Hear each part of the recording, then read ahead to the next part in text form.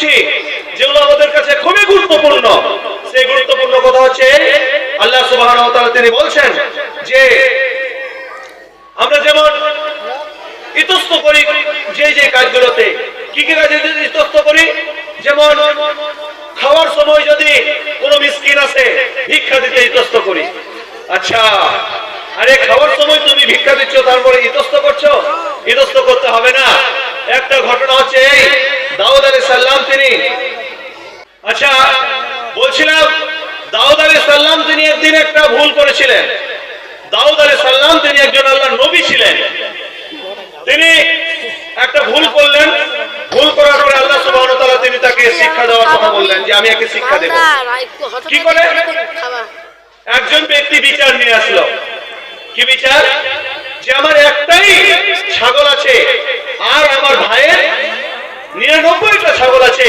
আমার ভাই আমার উপরে জবরদস্তি কথা বলে বলছে ওই ছাগলটা আমাকে দিয়ে দাও।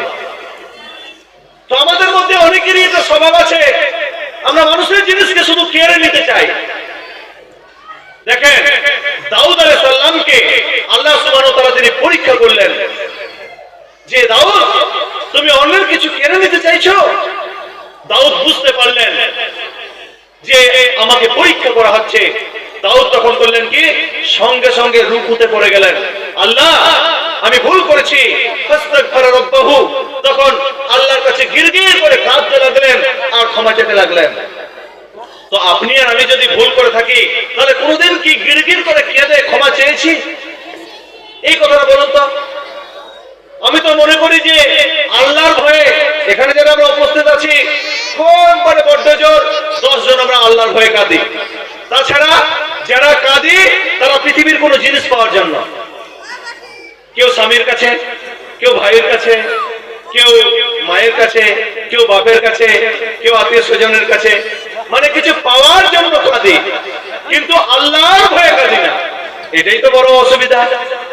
তো আপনার ক্রন্দন হবে আল্লাহর ভয়ে, আপনার চাওয়া আল্লাহর কাছে, আপনার পাওয়া আল্লাহর কাছে।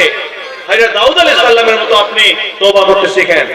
যেমন হযরত মুহাম্মদ সাল্লাল্লাহু আলাইহি ওয়াসাল্লাম তিনি একটা ভুল করে ফেললেন, ছোট্ট ভুল করার জন্য 14 দিন ওহী বন্ধ হয়ে গেল। এটা সূরা আবাস ওয়া তাওয়াল্লাতে লেখা আছে। একজন ব্যক্তি তার নাম আব্দুল্লাহ ইবনে উম্মে মাকতুম, তিনি মক্কার ঘটনা বলছি, এই সূরাটা মক্কায় অবতীর্ণ হয় মক্কার জীবনীতে। 40 বছর জীবনের পর এটা অবতীর্ণ হয়। কি হলো? একজন অন্ধ মানুষ এসে আল্লাহ রাসূলকে বলছে, আল্লাহ রাসূল আমি ঈমান নিয়ে আসবো, আমার দিকে একটু ভ্রুক্ষেপ করেন।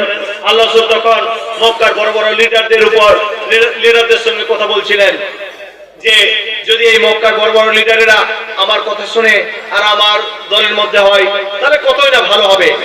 যখনই এই অন্ধ মানুষের দিকে আল্লাহ রাসূল একটু ভ্রুক্ষেপ করলেন না, তখনই একেবারে আল্লাহ নারাজ হয়ে 14 দিন ওহী বন্ধ করে দিলেন। বুঝতে পারলেন না যে ওহীটা কি জন্য বন্ধ হলো। তারপরে আল্লাহ সুবহানাহু ওয়া তাআলা তিনি আবাস ওয়া তাআলা সূরা অবতীর্ণ করলেন আর অবতীর্ণ করে জানিয়ে দিলেন, হে মুহাম্মদ সাল্লাল্লাহু আলাইহি ওয়াসাল্লাম আপনি যে ভুল করেছিলেন এই ভুলটা হচ্ছে আপনার কাছে একজন অন্ধ মানুষ এসেছিল হেদায়েতের জন্য, আর আপনি যাকে চাইছিলেন সে তো হেদায়েত পাবে না, কিন্তু তথাপি আপনি তাদের প্রতি আশা করছিলেন। এই আবাস ওয়া তাওয়াল্লা সূরাটি অবতীর্ণ হয়েছিল রাসূল সাল্লাল্লাহু আলাইহি ওয়াসাল্লামের মক্কার জীবনীতে।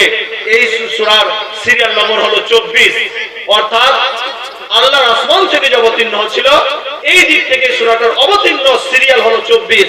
আর এমনি এই সূরাটা স্থান পেয়েছে 80 নম্বরে। এই সূরাতে আল্লাহ সুবহানাহু ওয়া তাআলা তিনি ঈমানের কথা বললেন যে তোমাকে যদি কোনো ব্যক্তি ঈমানদারি কথা বলার জন্য কেউ আসে আর কেউ যদি না আসে তাহলে প্রাধান্য আগে ওই ব্যক্তিকে দাও যে ব্যক্তি তোমার কাছে ঈমানে কিছু শিখতে এসেছে। আজকে তো আমি দেখছি